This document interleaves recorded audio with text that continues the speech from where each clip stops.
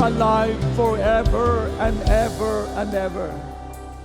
You're alive forever and ever and ever. Thank you so much, God. Napakabuti niyo, Diyos. Salamat, Panginoon, sapagkat tunay na kayo'y nagkatawang tao, inilibing, O God, namatay nilibing at muli kang nabuhay. And you are forever and ever alive. Come on, shout hallelujah. Everybody say, my God is alive. My God is not dead, He is alive. Hallelujah. Thank you, Lord Jesus. Truly, God, you deserve all the glory, all the praises, and all the thanksgiving. Dahil sa sobrang kabutihan niyo po sa amin, na kayo, Father God, ang tumubos sa amin po mga buhay mula sa kumunoy ng kasalanan. Salamat sa iyong dugo na natigis sa krus ng Kalbaryo. Salamat sa mga latay na iyong tinamo para kami, O Diyos, ay gumaling. Salamat sa pag-ibig niyo na walang sino mang nilalang ang nakagawa ng iyong mga ginawa. Salamat, O Diyos, sa iyong habag at biyaya. Lord, ngayon pong umaga, salamat sa bawat lalaki at babae, batang matanda na sumisigaw na ikaw ang Diyos nila at Diyos namin ay buhay. You deserve the glory, Lord. You deserve the praises, honor, and thanksgiving. At sa amin pong lubos na paglapit, O Diyos, muli humihingi kami ng tawad. Sa anumang kasalanan na yung nakikita, sa aming mga puso at isipan, linisin niyo po kami ng inyong buhay at banal na dugo. And today, Lord, idamit niyo po sa amin ang damit ng inyong pong katwiran. Lord, sa bawat lalaki at babae, bata matanda na narito ngayon, ano man ang dalangin ng puso ay ipagkakalob ninyo. Samantalang hiniling din namin, ingatan niyo po ang aming mga kapatiran na ngayon nag-worship at papunta pa rin po dito. And bless all the more than 300 worship services ng JA1 churches nationwide and worldwide. As we celebrate, O God, your resurrection day, oh, we give you honor and we give you thanks. Be glorified in Jesus' name. Everybody say amen. Palapakan natin ang Panginoon. You may be seated, please.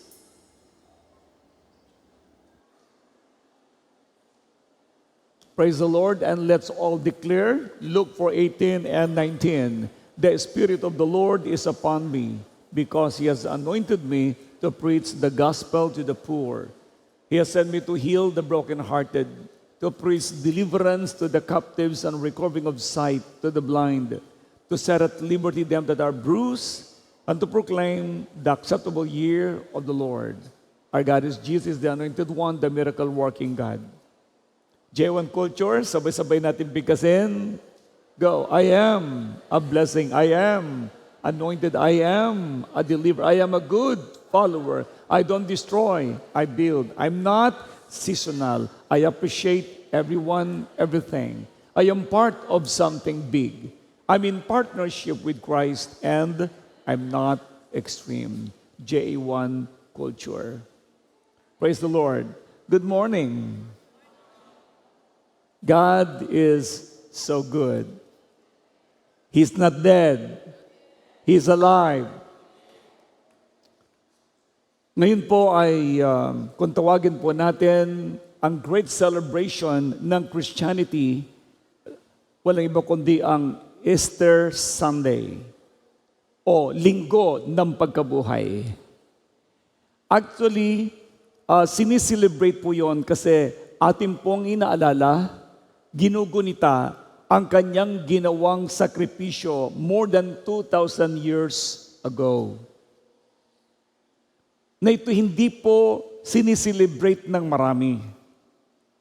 Dahil hindi sila naniniwala na si Jesus ay namatay at muling nabuhay. Pero we, as a born-again Christian, tayo po ay na-born again because of His resurrection.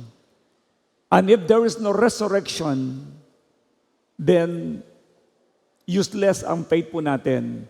Kung si Christ ay namatay, inilibing at nanatiling patay, we're still hopeless today.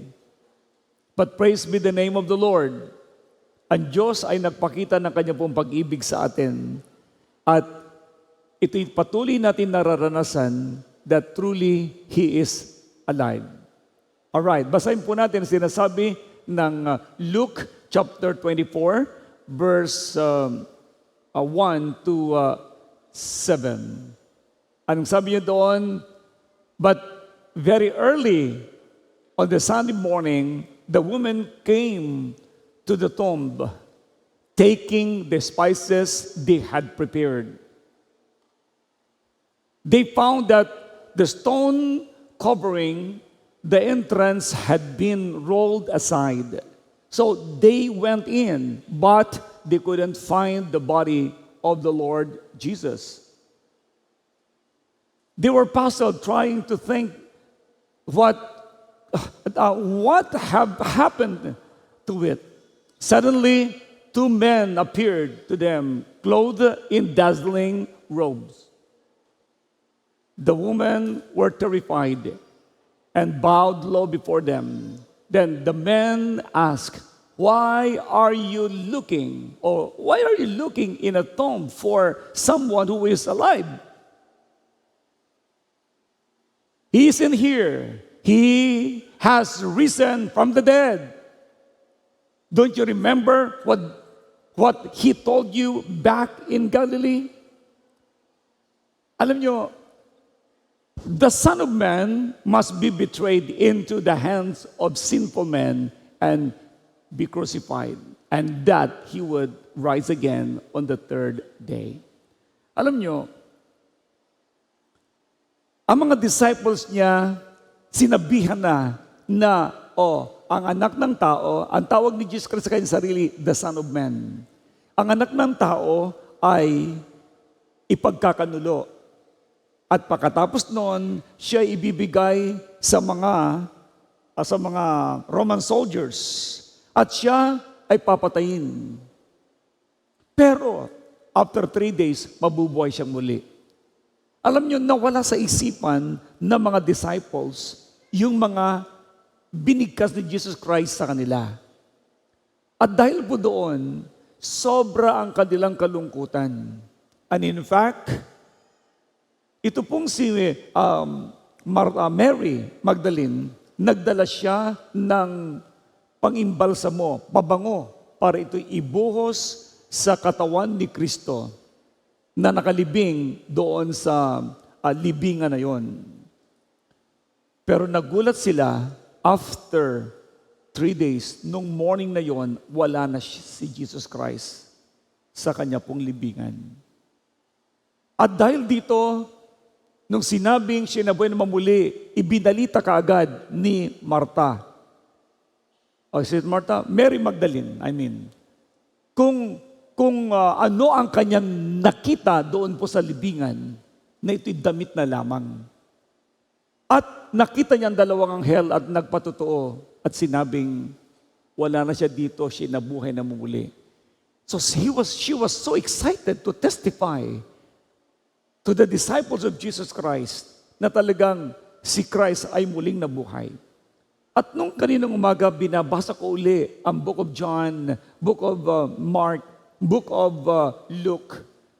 Alam nyo, ang mga disciples ay hindi sila magkandamayaw. Gawitin ko yung word na hindi magkandamayaw sapagkat magkahalo ang kagalakan nila dahil yung kanilang Panginoon na namatay ay muling nabuhay.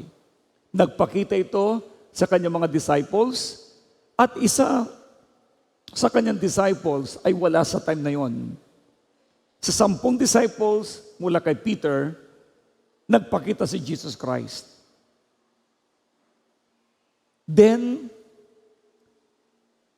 sinabi nila kaagad kay Thomas, Oy Tomas, grabe, buhay talaga si Jesus. Maniwala ko sa inyo, hanggat hindi ko naipapasok ang aking daliri sa kanyang palad at sa kanyang tagiliran, hindi ako naniniwala na siya nabuhay na mamuli. Buhay nga. After 8 days, nagtipon-tipon sila, biglang dumating si Jesus. Nagulat po si Tomas. Ang sabi niya, Panginoon ko at Diyos ko. Then, Jesus said to Thomas, mapalad ka dahil nakita mo ako. Pero sasabihin ko sa iyo, masigit na mapalad ang tao na nananampalataya at naniniwala sa akin na ako'y nabuhay na mamuli, bagamat ako hindi nila nakikita. Sabi mo sa kaliwat kanan mo, mapalad ka. Sinong naniniwala dito na si Jesus ay namatay, nilibing at muling nabuhay? Praise God! Alam nyo, in the book of Philippians chapter 3 verse 10, that I may know Him and the power of His resurrection. Alam nyo, dito ko nakita, ang sabi nga ng banal na kasulatan, na upang makilala ko siya at ang kapangyarihan ng kanyang pagkabuhay na manguli. Alam niyo kung ano ang pag-uusapan po natin ngayon? Ang kapangyarihan ng pagkabuhay na maguli. Why the resurrection power of the Lord Jesus Christ is so powerful and we need to believe it. Ang resurrection power ni Christ, napakarami ang dala nito. It's not only for your salvation, but even for your healing and for all of your blessings. Una, pinatunayan ng pagkabuhay na mamuli na buhay si Jesus Christ ngayon. Sinong naniniwalang si Jesus ay buhay ngayon? Yes. Sa book of Romans chapter 1 verse 4, mapapansin niyo po doon, diniklara ng ang anak ng Diyos, siya mismo ay may kapangyarihan. That's why ang resurrection ay patunay ng Diyos ay buhay, si Jesucristo ay buhay ngayon. He's alive today. Yes, siya ang anak ng Diyos. Natalo niya ang kamatayan. At siya ay kumikilos pa rin hanggang ngayon. Kaya dahil dito, ang bawat tao na naniwala sa Kanya at sumampalataya sa Kanya, na born again, napakataas ng kanila pong pagpapala dahil pinaniwalaan ang Diyos na nagkataong-taon namatay, nilibing at muling nabuhay at siya mananatili sa kanila. That's why Jesus Christ is the real God. Tunay siyang Diyos. Kaya, yan ang sinasabi ko sa inyo, the Lord prove it to you. Yes, pinatunayan niya ng kanyang pagkabuhay na mamuli, na buhay talaga ang ating pong Panginoong Jesus. Kaya sabihin nga natin muli, my God is alive. Kasi without resurrection, useless ang ating pong faith. But because of His resurrection, now our faith is real. Totoo na. Alright, kaya ang tao ay tinawag na mapalad dahil naniniwala siya, bagamat hindi niya ito nakita. Then sinabi na rin po ng Book of John, chapter 4, verse 23 up to 24, dumating ng panahon at ngayon na nga, na ang bawat tayo maniniwala at sasamba sa Diyos sa Espiritu at katotohanan, sapat ang Diyos ay Espiritu at siya'y sasambahin sa Espiritu at katotohanan. Nung Friday, by the way, nung Thursday and Friday, nagsimula na po ang ating pong 7 gabing healing crusade po dito. At nung Friday, maraming pinagalingan Diyos. Nung Saturday at Thursday, maraming pinagaling ang Lord. Nung Friday, maraming pinagaling ang Diyos. At isa doon sa pinagaling niya, ay matapos itong ipag-pray, siya po ay dala-dala dito na akay ng kanyang mga mahal sa buhay, ng kanyang anak at ng kanyang pong mister. Then, nakita ko naman ang kanilang faith. In fact, galing pa nga sila ng Cavite. Matindi yung kanilang faith. Ang sabi ng Lord sa akin, ipag-pray mo siya. So nag-uwian na yung mga tao, then pinag-pray ko. Alam nyo, nagulat po sila. Kaya pala lagi masakit ang kanyang tiyan at lagi may infection at kung ano mga sinabi ng doktor na buwan-buwan, ikangay, palala ng palala ang kanyang karamdaman. Yung pala, nakasakay sa kanya ang kanya pong biyanan. Biyanang babae at biyanang lalaki na namatay sa cancer sa kanyang internal organ. To cut the story short, matapos na mapalis natin ang dalawa na espiritu, ang mismong may sakit, ay bigla na pong namula ang kanyang mukha, sumigla, tumayo na mag-isa, naglakad na mag-isa, tuwang-tuwa ang kanya pong mga mahal sa buhay. At ang sabi ko sa kanila, yan ang proof na ang Diyos namin sinasamba dito ay buhay. Bakit? Dahil hindi natin siya nakita, pero nakita mo ang himala. Remember this, hindi mo siya nakikita, pero may ginagawang himala. Buhay ang Diyos. At binanggit ko na rin sa kanila, ang Diyos namin dito ay hindi biro-biro. Anong ibig sabihin? Hindi Diyos-Diyosan. Bakit? Ang Diyos ng marami ay Diyos-Diyosan. Anong ibig sabihin ng Diyos-Diyosan? Kunwaring Diyos. Parang ganito yan eh. Kotse-kotsehan. Ibig sabihin, hindi mo masasakyan. Hindi mo mapapakinabangan. Hinihila mo yung kotse-kotsehan na yon. Ganon din po yung Diyos-Diyosan. Bibilhin mo, bibihisan mo, ilalagay mo sa kung saan mo gusto ilalagay, at yon ay nilalagay mo ng babango. Bakit? Kasi kunwa-kunwari na Diyos. Hindi kailanman nakakatulong ang kunwa-kunwaring Diyos.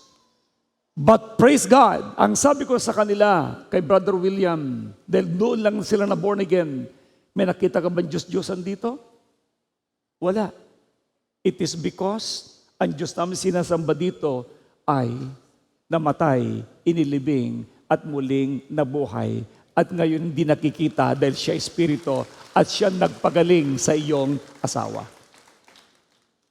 Everybody say, my God is alive. Now, number 2, ang kapangyarihan, the resurrection releases resurrection power into believers. Sa Tagalog, ang kapangyarihan ng resurrection ay nasa mga mananampalataya ngayon. Question, are you a believer of Christ? Therefore, you have the power. The resurrection power of the Lord is in you today. Huwag mong iisipin na ang Diyos ay malayo sa iyo. No. Never na lumayo ang Diyos. Ang tao ang pwedeng lumayo sa Diyos, pero ang Diyos ay hindi pwedeng lumayo sa tao. Lamang ang kasalanan ang mismong sagabal kung bakit hindi mo siya maranasan. That's why in the book of Ephesians, chapter 1, verse 19 to 20, ang sabi niya dito, the same mighty power that raised Christ from the dead is working in us. Kung ano yung kapangyarihan na kumilos sa buhay ng Panginoon Kristo, ang siya ring kapangyarihan kumikilos ngayon sa iyo at sa akin. Do you believe that? Kaya nga, the same mighty power that raised Christ from the dead is working in us. Pareho po yun. Hindi kasi tumas para mag-alilangan. Ikaw ay ikaw. Kailangan mo lang paniwalaan na ang Diyos ay kumikilos sa buhay mo. Bakit? Ang sabi nga niya, ang kapangyarihan ng Panginoon ay nagpapagaling sa mga may sakit. The power of God is creating something for your healing. Kasi ang kapangyarihan ng Lord ay may healing power. Ano pa? Ito ay nagpapalaya sa bihag. Mismong tanikala ng kaaway sa buhay mo, ito ay kanyang tatanggalin at ikaw ay kanyang palalayain. What else? Nagbabalik ng pag-asa. Nagbibigay ito ng hope sa buhay po natin. Kaya kapag nawalan ka ng pag-asa, kailangan mo lang manampalataya. Do you not know na one time nabanggit ko dito, ang tao na nawawala ng pag-asa ay katulad na rin siya ng patay. Bakit? Ang patay ay hindi na mabubuhay. Kaya kapag nawalan kayo ng pag-asa, you're dead. That's why, huwag mong hayaan na mawalan ka ng pag-asa. Remember, Christ is still alive today. That's why there is still hope. Habang ikinabubuhay, may pag-asa.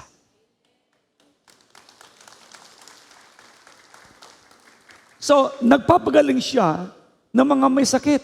He heals the sick, delivers the oppressed. Mga tao na masyadong nawawalan na ng pag-asa, God will set them free. What else? Nagbibigay lakas sa mismong church. That's the reason why I'm always excited to minister to people. Meron po lumapit sa akin noong nakarampong Thursday ng gabi. At nagpasalamat at sabi niya, nagpupuri ako kay Lord, Apostle Art, sapagkat mula nung pinag-pray niyo po ako, yung nakita niyo po yung mga sugat sa katawan ko, tingnan niyo po ako ngayon, nawala na po lahat. Ang sabi ko sa kanya, oo nga, wala na nga. Alam niyo, sinabi ko sa kanya, it is because the Lord set you free. Now, bago ko po siya ipag-pray, pinakita niya yung mga sugat niya. Yung pala, kinulam lang po siya.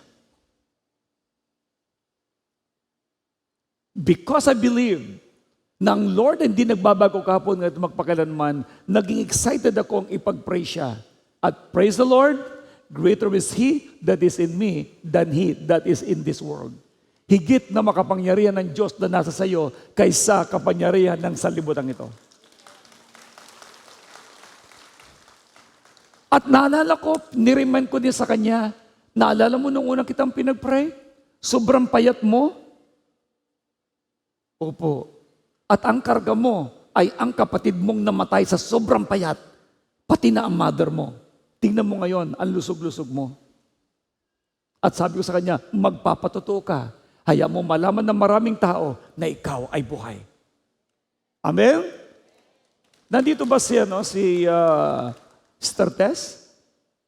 Ayun, Sister Tess. Alika nga dito, sandali. Ayan, para gusto ko lang patunayan po sa inyo, hindi siya ganito gaganda noon. Okay, mabilis lang po ito. Alright. Ito po si Sister Tess. Okay. Gusto ko lang na makita kanila that God is real. Sobrang payat po nito. Okay? Pagkatapos noon, na matapos na ipag-pray, pinalayas ko po. By the way, na-encounter ko po ang kanya pong kapatid na sobrang payat, na namatay, at ang kanya pong mother. Kaya pala papayat ng papayat, maski na anong dami ng kanyang kainin. Pero praise God, tingnan niyo po ngayon, ang lusog-lusog na. The second time na pinag-pray ko, ang dami po niyang sugat sa kanya pong mga kamay. Tingnan niyo po ngayon kung gaano kakinis ang kanya pong mga kamay. Pati ng kanya pong mga binti. Bakit? Kinainggitan po siya dahil maganda raw siya, kaya kinulam naman. Pero praise God, now she is blessed by the Lord. Amen. Wala lang kung may ano sasabihin mo ngayon. To God be? To God be the glory. Second life ko po ito dahil ako po ay kinulong ng 4 na buwan. Hindi po ako nakakalabas. Ang sabi ng doktor po sa kanya, huwag kang umatin sa church kasi anong sabi na sakit mo?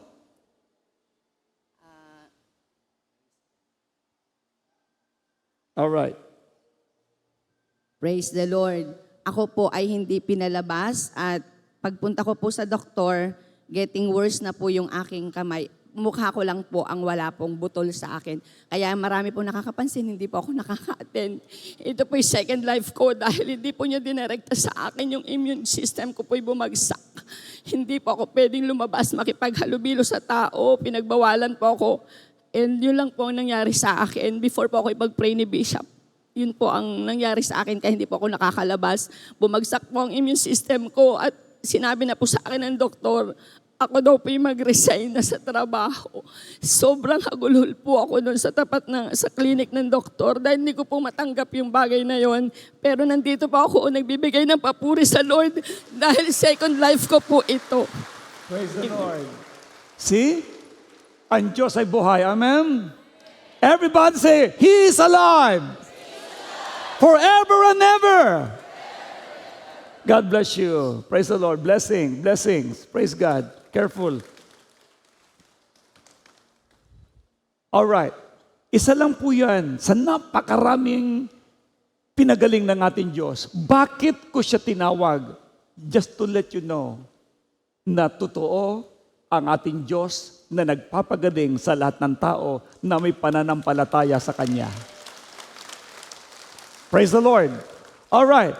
That's why ang power niya, ang resurrection power, ay kumikilos sa atin ngayon. At humanda po kayo. Pagagalingin kayo ng ating Diyos. Dahil siya ay hindi nagbabago kahapon, ngayon, at magpakailanman. Why I'm always excited to tell you all these miracles? Sapagkat yun po ang resurrection power of our Lord Jesus Christ. Nagpapagaling po siya. Amen? Okay, pangatlo, ang resurrection ay nagbibigay ng tagumpay laban sa kasalanan. The resurrection gives us victory over sin. Ano bang ginawa ng Panginoon? Ang kanyang naging kamatayan sa krus ng Kalbaryo at pagdanak ng kanyang sariwang dugo ay para tubusin ang kasalanan ng buong sangkatauhan. Ano ba ang umaalipin sa buhay ng tao? Kasalanan.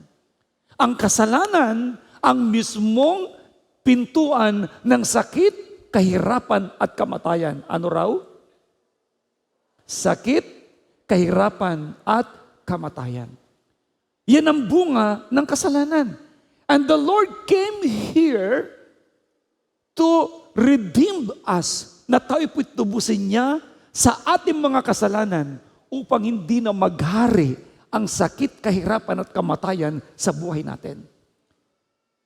Kaya dahil nabuhay si Kristo, because the Lord rose from the dead, tapos na ang lumang buhay mo. Bakit tapos na ang lumang buhay mo? You have now a new life. Nagkaroon tayo ng bagong buhay because of the resurrection of Christ.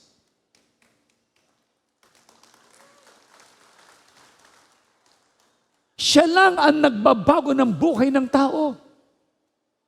Now, ang tanong ko ngayon, nabago na bang buhay mo? O naniniwala ka lang sa Diyos pero hindi nagkaroon ng pagbabago sa buhay mo? Ang tunay na born again, nabago ang kanyang pagkatao. Nabago ang kanyang buhay. Kaya ang sabi ko sa inyo, tapos na ang lumang buhay. All things are passed away, and behold, all things becomes new. Ano pa? Nagsimula na ang bagong buhay. Nagkaroon ka ng panibagong buhay. Namumuhay ka sa kasalanan, At dahil sa resurrection power ng ating Panginoon, nagkaroon tayo ng pagtatagumpay para i-resist ang kasalanan at mabuhay ka ng bagong buhay. What else? Naputol ang kapangyarihan ng kasalanan. Yes, the old life is buried, new life begins. Ito yung sinasabi ko sa inyo, nagsimula lang ang bagong buhay dahil sa kamatayan ni Kristo at muli niyang pagkabuhay. Tingnan niyo, bakit nabago ang buhay natin? Dahil nagsimula tayong maniwala sa Kanya. Noong una, naniniwala ka lang. Pero hindi mo alam kung gaano kahalaga ang Kanyang pagkabuhay na mamuli. Praise God! Dahil Siya ay buhay, nagkaroon ka ng napakagandang pag-asa sa buhay. Praise God! Kaya sabihin mo, ako ay bagong nilalang kay Kristo. Isa pa? O, ngayon sabihin natin, I am a born-again Christian. Kaya nagkaroon po ng tinatawag na kapanganakang muli because of His death. Kaya napansin ninyo, ang Book of Romans chapter 10, verse 9 and 10. Sabi niya, if you will confess with your mouth and believe it in your heart that Jesus Christ died on the cross and He rose from the dead, you will be saved. Sa Tagalog, kung ipapayag ng labi mo na si Jesus ay Panginoon at nananalig ka ng buong puso na siya namatay nilibing at muling nabuhay, maliligtas ka. See? So, kailangan lang pala ng tao na maniwalang lubos sa mismong ginawa ni Kristong sakripisyo sa krus ng Kalbaryo. At magsisimula na ang Panginoong Yesus sa pamamagitan ng Espiritu Santo ay maghahari sa buhay mo at patutunayan naman ng Diyos dahil sa paniniwala mo, pagagalingin ka, babaguhin niya ang buhay mo at patuloy kanyang pagpapalain. Ito ang mismong biyaya na dala ng pagkabuhay ni Kristo sa atin. Praise God! Sinong excited? Praise the Lord! At pangapat, ang resurrection gives authority over the works of darkness. Ito po, ito yung pangapat, ang pagkabuhay na mamuli ni Kristo, ito po'y nagbibigay po sa atin ng tagumpay laban sa kadiliman. Laban sa kadiliman. Ang tao na hindi sumasampalatay kay Kristo, nasa ilalim ng kadiliman. Colossians chapter 2, verse 15. Having disarmed principalities and power, He made a public spectacles of them. Mismong tinanggal ng Diyos ang mismong kapangyarihan ng kadiliman nung si Kristo'y namatay sa krus ng Kalbaryo, inilibing at muling nabuhay. Kaya dahil sa resurrection ng ating Panginoon, natalo na si Satanas. Si Satanas ay talo na. Ano pa? Ang kamatayan ay wala na. Ibig sabihin, kamatayan mo sa impyerno, hindi ka makakarating doon. Kaya, burado ang impyerno sa buhay mo at buhay ko dahil sa ginawa ni Kristo sa krus ng Kalbaryo. Nawala na yung takot sa buhay natin. Kaya kung kayo po'y lagi pa rin matatakotin, sandali, mayroon bang premyo sa takot mo? Ibig sabihin, sobra kang takot kay Satanas, sobra kang takot sa buhay, lagi kang nag-aalilangan. I just want to let you know, lahat ng yon ay tinalo na ni Kristo. At kung si Kristo na ang nasa sayo, matagumpay na ang buhay mo. That's why I said, Satan, he's powerless in you. Death is powerless in you. Fear is powerless. Curses, mga sumpa, wala ka na sa sumpa. Sabi mo sa kaliwat kanan mo, wala ka na sa ilalim ng sumpa. Yes, dahil wala ka na sa ilalim ng sumpa. ilagay mo na sa puso at isipan mo ngayon, you will live in amazing victory. Demonic oppression? No way.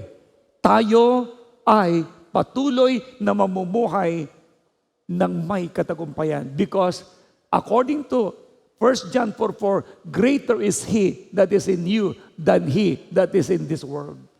Higit na makapangyarihan ang nasa sa iyo na Diyos kaysa kapangyarihan na nasa mundong ito. Yan ang power of resurrection. Praise God. Kaya sabihin natin, may tagumpay ako kay Kristo. I have victory in Christ. Are you still with me? I have victory in Christ. Number 5. Tingnan po ninyo. The resurrection gives us hope for our future. Yes. The resurrection gives us hope for our future glory. In Tagalog, ang resurrection ay nagbibigay ng buhay na walang hanggan. Walang buhay na walang hanggan dati. Pero nung si Kristo namatay, nilibing at muling nabuhay at tinubos na niya tayo, then na pinag-uusapan na po natin ang buhay na walang hanggan. Kaya ang sabi ng John 3:16, for God so loved the world that He gave His one and only begotten Son, that whosoever believes on Him should not perish, but have an everlasting life. So, pansinin mo yung word doon na whosoever believes on Him. Sa Tagalog, ang sino mang sumampalataya sa Kanya ay huwag nang mapahamak, kundi magkakaroon na siya ng buhay na walang hanggan. Kaya pwede ba huwag ka na magduda? Huwag kayong magdududa. Lugi kayo pag kayo nagduda. At wala rin kayong premyo walang magandang premyo, wala kayong magandang mapapala pag kayo po'y nagduda. Si Christ ay totoo. Gumawa ng langit at ang lupa. Kaya ang sabi nga ng Gospel of John, John chapter 11 verse 25, ang sabi ng Bible, siya po ang power of resurrection. That's why Jesus told her, I am the resurrection and the life. Anyone who believes in me will live even after dying. Ano mang istorya nito? Isang araw, tinawag si Jesus Christ, pinatawag ni Martha si Jesus. At ang sabi niya, pwede po bang pumunta na kayo dito? Dahil po ang niyo pong kaibigan na si Lazaro ay agaw buhay. Pero hindi pinuntahan ni Jesus Christ sa time na yon. After 4 days, pa lang siya pumunta. At pagdating doon, patay na. Alam nyo, ang sabi ni Martha, Lord, kung nandito ka lang, hindi patay ang aking kapatid. Ang sabi ni Jesus Christ, sasabihin ko sa iyo, I am the resurrection and life. If you only believe. Then, saan mo ba inilibing? Tinanong niya si Martha, saan niyo ba inilibing? Sumama po kayo, Panginoon. Pagdating doon sa libingan, si Jesus Christ ay umiyak. Jesus wept. At sabi niya, sige, tanggalin ninyo ang takip ng libingan. Sabi ni Martha, Lord, 4 na araw na po, babaho na, bulok na. Anong sabi mo ni Jesus Christ? If you only believe,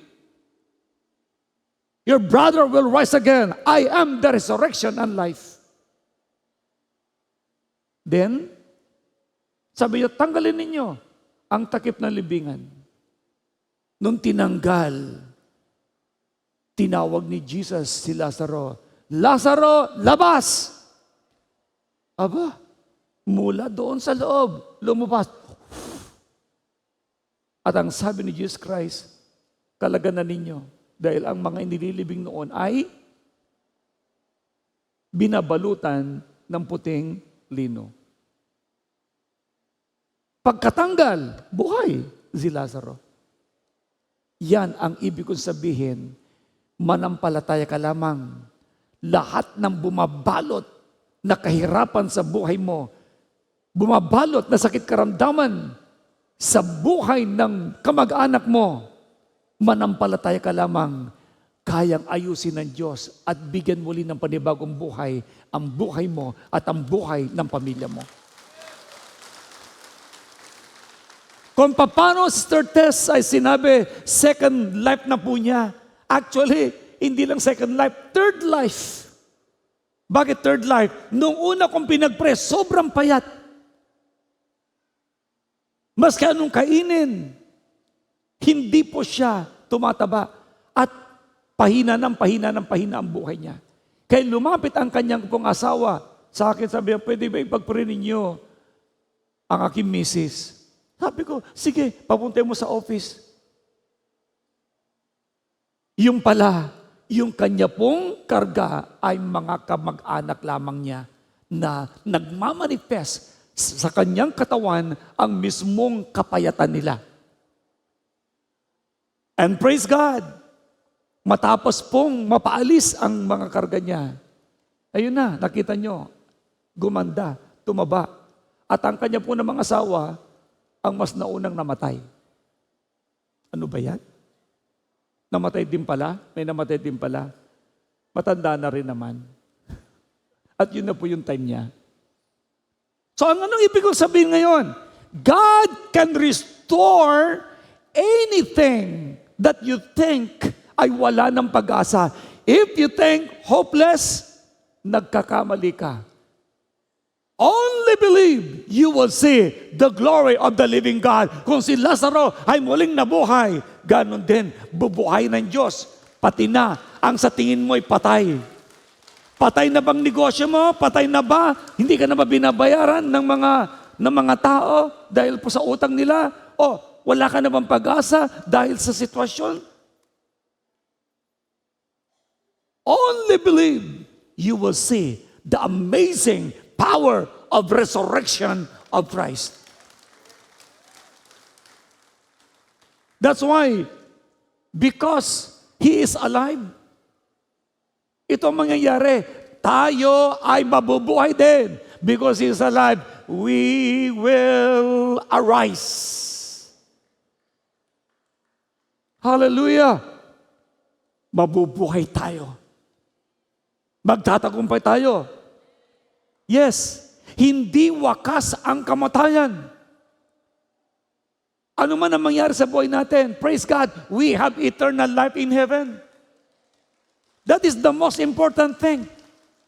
Bakit? Whether you like it or not, this physical body, your physical body has an expiration. May expiration po ang ating pong physical body. We cannot stop the law of gravity. The law of gravity is to fall down and to going down. Yan po ang law of gravity. May hangganan tayo. Sinabi ng Bible, hanggang 120 years ka na lang. So that means, may expiration ang katawan. Pero katawan lang po yan. Ang mahalaga, ikaw na tunay na tao ay kaluluwa, sa langit ang iyong punta. Dahil sa ginawa ni Kristo, namatay nilibing ang buling na buhay, ganun din po tayo. Meron tayong buhay na walang hanggan doon sa kanyang kaharian. Amen? Naalala ba ninyo yung mismong nakapako na magnanakaw tulisan na kasama ni Kristo? Pinaggitnaan siya ng dalawang tulisan. Ang sabi nung isa, makapangyarihan ka, di ba? Iligtas mo rin kami. Iligtas mo kami. Sarcastic eh. Sabi naman ng isa, karapat-dapat lang na tayong dalaway parusahan dahil tayo makasalanan. Pero si Jesus walang kasalanan. At ang sabi niya, Jesus, alalahanin mo ako pag naghahari ka na. Ang nung sabi ni Jesus Christ sa kanya, ngayon din, isasama kita sa paraiso. Say hallelujah!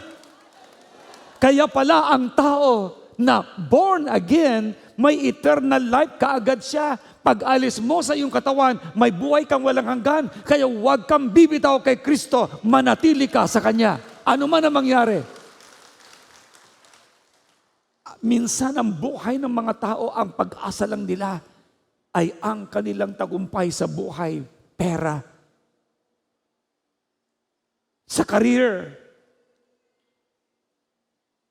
No way. Lahat ng iyong accomplishments sa mundong ito, yun po'y temporary at iiwanan mo. There is only one thing that will last forever, your salvation. Dahil binigay yan ni Kristo sa buhay mo, panghawakan mo hanggang sa makarating ka sa gloria ng ating Diyos na buhay. Kaya hindi wakas ang kamatayan. May buhay na walang hanggan. Say hallelujah. We have eternal life. Amen? Praise God. That's why, sabihin mo ngayon sa katabi mo, may buhay na walang hanggan ako kay Kristo. I have eternal life in Christ Jesus. Amen? Before I close, alam nyo, dapat na natin maintindihan na ang Easter Sunday o Linggo ng Pagkabuhay ay napakahalaga na maging laman ng puso isipan natin palagi. Huwag mawawala po yun. Okay? Kung ang kapangyarihan ng resurrection ay kumikilos ngayon, may gagawing himala ang Diyos ngayon. Ulitin ko muli. Kung ang kapangyarihan ng resurrection ay kumikilos ngayon, may gagawing himala ang Diyos ngayon. Wherever I go, maski saan kami pumunta mag-asawa, nagmi-mission kami, laging may himala.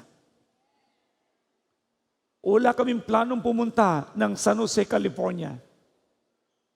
Ang alam ko lamang, pupuntan ko lang ay Monterey, LA, at saka ng Olympia, Washington State. Nag-anniversary ang ating pong church doon. Pagkatapos namin sa Monterey, may nag-invite lang sa amin sa San Jose. Sabi ko, punta natin. Bago tayo umuwi ng LA, nag-drive po kami. Nagkwentuhan, pagdating namin sa San Jose, nagkwentuhan lang ng konti. At kakain na raw kami. Bago kami pumunta ng restaurant, ang sabi po ng may bahay, pwede po ba ipag-pray niyo po ang aking pong misis? Kasi siya po'y hirap na, pagod na. Sa tingin ko naman malusog eh. Alam niyo, alika, ipag-pray kita. Alam niyo, bago ko ipag-pray, sabi niya, alam niyo po, sobra po ang, meron po ako sama ng loob sa akin pong kamag-anak. Ngayon, hindi ko maintindihan sa sarili ko, ang feelings ko ay ang tanda-tanda ko na. Samantalang 40s pa lang siya. Kasi may panahon po na talagang hindi ko po magawang bumangon, ni maglakad mag-isa papunta man lang ng CR, hindi po ako makapunta kundi kailangan ko alalayan ng aking mga anak. Alam nyo, sabi sa kanya, sige, pagpipray kita. Ito na kamo. Nung pinagpray ko na, grabe, 6 ang kargang matatanda. May isa doon sa kumarga sa kanya kaluluwa ng kanyang lola na edad ay 103. Nung namatay. To cut the story short, kaya pala, pag natutulog siya, nilalagyan na rin siya ng oxygen kasi baka hindi na siya magising. Yun na po ang dilemma nung tao na yun. Ang pangalan po niya ay si Shirley. Alam nyo, sa oras din yun, after ng deliverance, sobrang ganda ng kanya pong pakiramdam. Pinagaling kaagad ng ating pong Panginoon. Mga minamahal, ngayong araw na to, huwag kang papayag na ang Diyos ay hindi kumilos sa buhay mo. Are you ready? The power of resurrection is here today. Manampalataya ka lamang. Maaring ikaw yung first-timer, but you need to give your life completely to the Lord. Please, huwag mo siyang pagdududahan. Dahil pag magdududa ka, hindi ka rin ligtas. What's the use? Sino gusto na matiyak niya ang kanyang kaligtasan? Raise your hands. Very good. Now, huwag kang mag-aalinlangan. Ano man ang iyong sakit karamdaman, gagaling ka because there is power in resurrection. Now,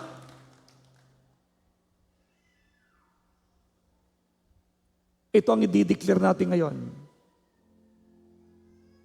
Ang power of resurrection, mga minamahal, ito po ay nagbibigay po ng kagalingan sa anumang sakit karamdaman. Nagbibigay po siya ng kalayaan sa mga bihag. Yes? I-declare mo ngayon, dahil si Jesus Christ ay nasa sayo, ang pananampalataya ko ay buhay. Everybody say, my faith is alive. My calling is alive. My ministry is alive. My future is alive. My church is alive.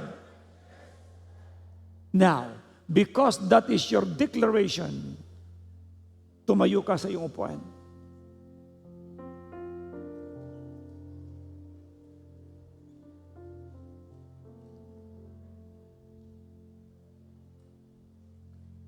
Ito yung faith ko. Parehong kapangyarihan na bumuhay kay Kristo mula sa patay ay kumikilos sa atin ngayon. Get ready. Get ready. Itaas mo ang iyong kamay at sabi mo ng buong puso, ang pag-ibig mo, O Diyos, ay hindi kayang pantayan. Sige, paniwalaan mo. Paniwalaan mo ito. Pag-ibig mo, O Diyos, di mapapatayan. Pinatunayan mo ito hanggang kamatayan. Dugo mong tumigis, dalay kaligtasan. Nakamtan namin na buhay na wala hanggan.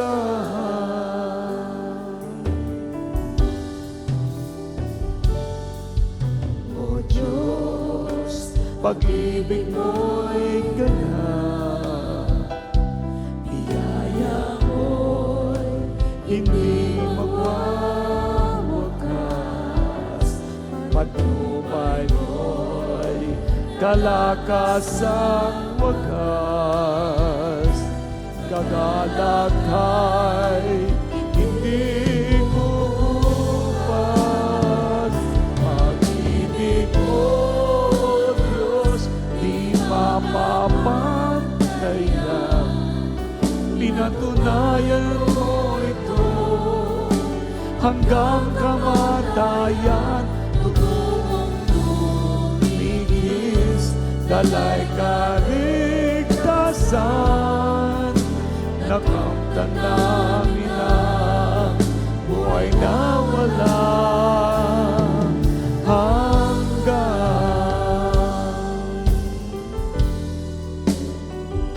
Sa buhay na iyong ibinigay, sa buhay na walang pag-asa, nakamtan ang kabutihan mo.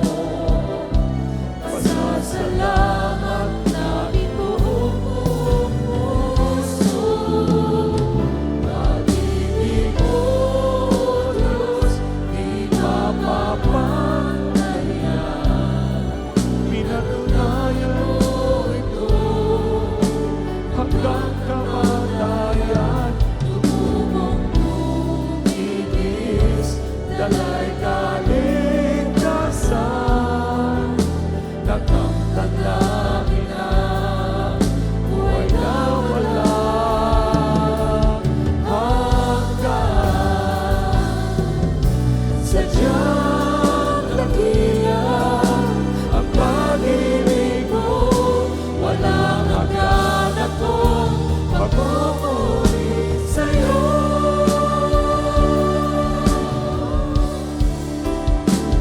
Ang ibig mo, Diyos, di mamapantayan. Pinatunayan mo ito hanggang kamatayan. Tumumong tumigis, dalay kaligtasan, nakamtan namin ang buhay na walang hanggan. Tumumong tumigis, dalay kaligtasan, nakamtan namin ang buhay na walang hanggan. Dugo mong tumigis, dalay ka, nakamtan namin ang buhay na walang hanggan.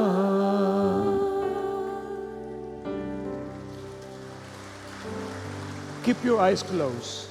Manatili kayo na kayo nakapikit. Tapos mumuli ang iyong kamay at sabihin mo, Panginoong Yesus, lubos akong nananampalataya sa iyo. Lubos akong nananampalataya sa Na kayo'y nagkatawang tao,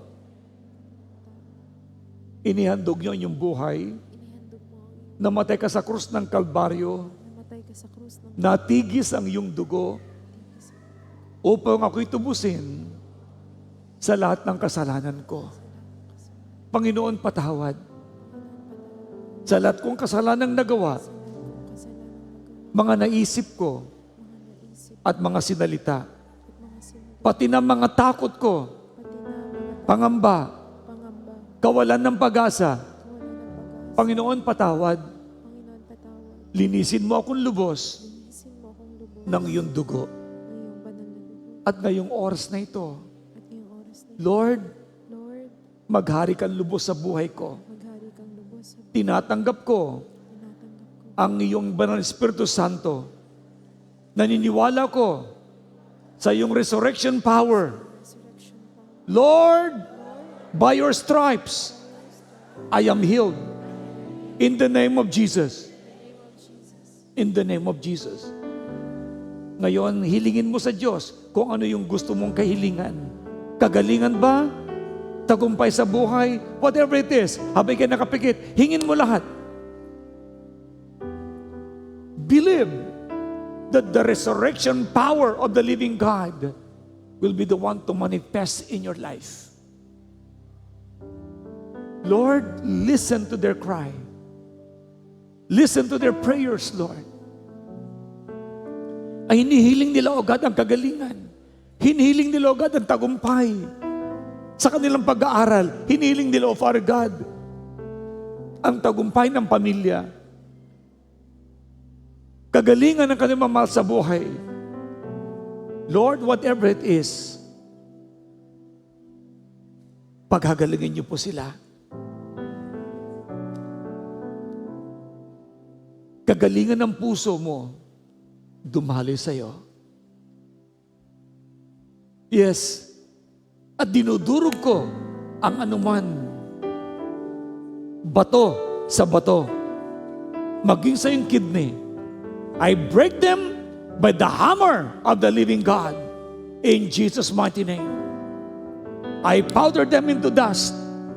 Inaalis ko lahat yan sa iyong mga abdo at sa inyong mga kidneys in Jesus' mighty name. Gumaling ka ngayon. Ganon din ang bara sa puso mo. Inaalis ko at sinusunog ko ang bara sa puso. Ngayon, In Jesus' name. And let there be healing by the stripes of Jesus and by the power of the Holy Spirit. Dumaloy ang kagalingan sa iyong baga, sa iyong internal organ, sa iyong atay, sa iyong mga buto, sa iyong mga dugo. I declare healing upon you. The resurrection power of the Lord Jesus Christ manifest in your body now. In Jesus' mighty name. Yes, ganun din. Takot, pangamba, inaalis ko yan sa buhay mo. In Jesus' name. Now, the resurrection power of the living God magmanifest ngayon sa buhay mo. Tanggapin mo ang iyong kagalingan.